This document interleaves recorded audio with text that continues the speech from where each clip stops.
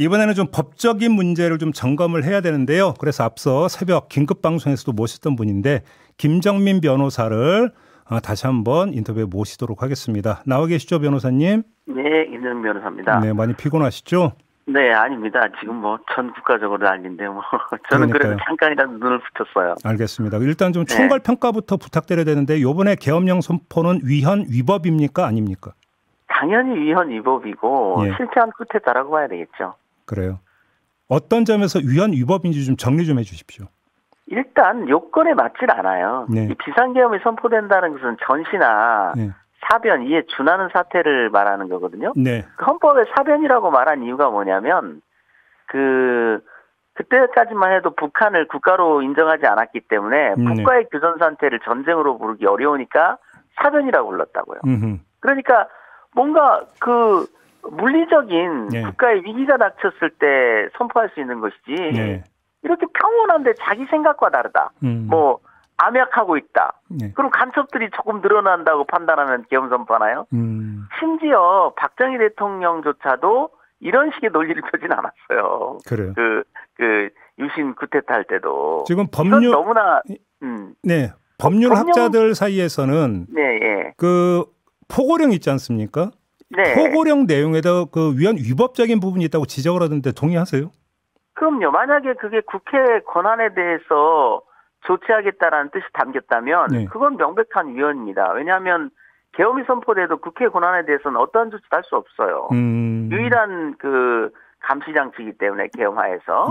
그런데 지금 가장 이들이 목표로 했던 것은 이번에도 드러났지만 계엄을 선포할 때 계엄을 해제하지 못하도록 국회 출입을 막는 거. 이게 아주 원초적이면서도 확실한 수법이거든요. 쿠데타를 성공시키는. 그걸 또 실행하려고 했던 거고 실제 실행도 하지 않았습니까?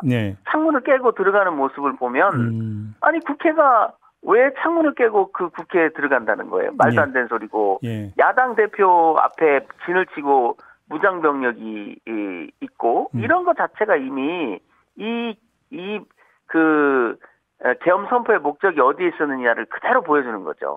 그러면 자기가 정치적으로 궁지에 몰리자 쿠데타를 한 거예요. 그러니까 그 포고령 제1조에 있는 국회의 활동을 금한다라는 것 자체가 위헌적이다 이런 말씀이신 거고. 그렇죠. 명백한 위헌인 거죠. 그러니까 계엄령 선포하기까지의 절차는 어떻게 평가를 하십니까? 절차도 엉망진창이었던 거죠. 기본적으로 국무회의 심의가 반드시 필요하고요. 그다음에 내부적으로도 여러 가지 절차가 있습니다. 국방부 장관이 계엄을 건의하기 전에 그 관계관들의 회의가 있어야 돼요.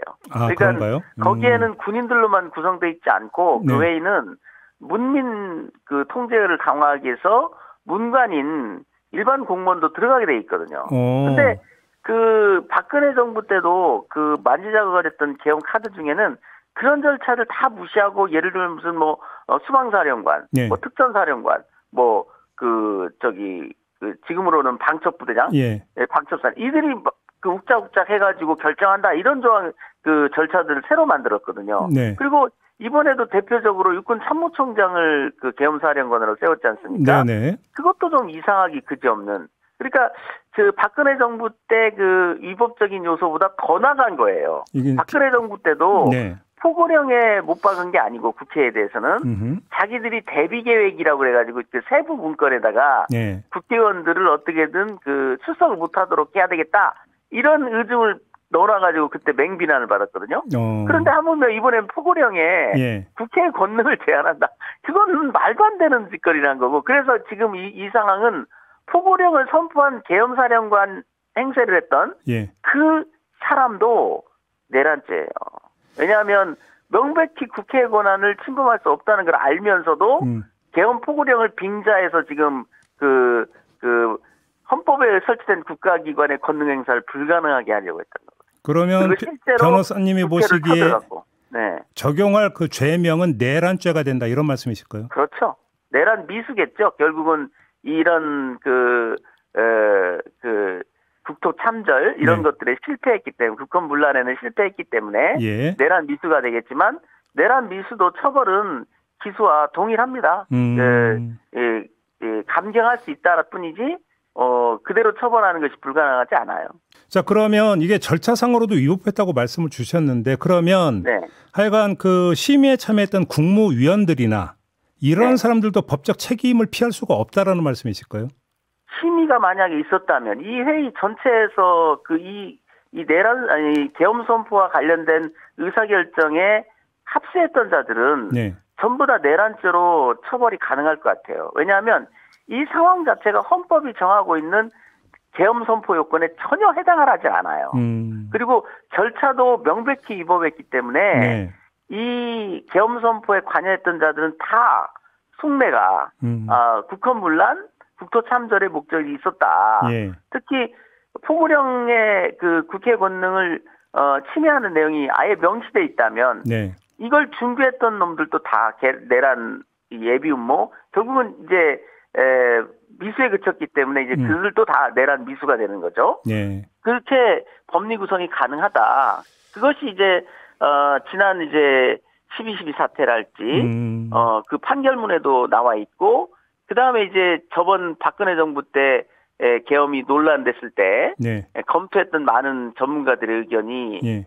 그런 것들을 다 말하고 있는 것이죠. 그러면 지금 이제 알려진 바는 처음에는 국무회의 심의가 없었다라고 보도가 나오다가 네. 나중에 심의는 거쳤는데 그 심의가 약식 심의였다는 보도가 나왔는데 그래도 마찬가지가 네. 되는 거고요. 그렇죠. 그거는 핵심이 아니고요. 설사 네. 국무회의 심의를 거쳤다 한들 그게 무슨 이 사건에서 적법 요건을 갖출 수가 있습니까? 요건에 안 맞는데. 그러면 요건에 안 맞지 않습니까? 계엄 사령관이나 그 계엄 사령관을 구성했던 군인들도 피해갈 수 없다라고 보시는 겁니까?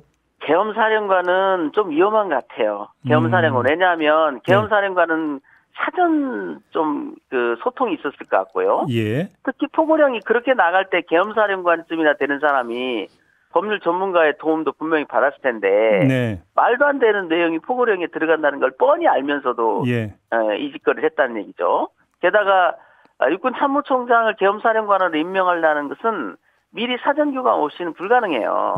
왜냐하면 육군 참모총장은 계룡돼 있지 않습니까? 네네네. 즉시 계엄사령관으로서 임무 수행이 사실상 불가능해요. 미리 스탠바이 돼 있지 않으면. 그런 걸로 보면은 사전 교감이 있었던 것 같아요. 계엄사령관과 육군 참모총장과 김용현은. 그러면 이게 똑같이 박근혜 정부 때 마련됐던 그 계엄 계획이 거의 골자는 그대로 지금 다시 실행된 겁니다. 알겠습니다. 마지막으로 시간이 이제 한 30초 남았는데 그러면 이 모든 네. 걸 종합을 하면 네. 윤석열 대통령은 탄핵을 피할 수 없다라고 보시는 겁니까? 탄핵이 문제가 아니고요. 예. 지금 서울지검 검사가 영장 발부하든지 아니면 긴급 체포를 해야 될 사항이에요. 이게 지금 탄핵을 기다릴 사안이 아니라 물론 당연히 국회는 탄핵소추안을 발의해서 대통령 권한 정지를 시켜야 되겠지만 네. 그걸 기다리고 있을 때도 아니라고요. 검찰은.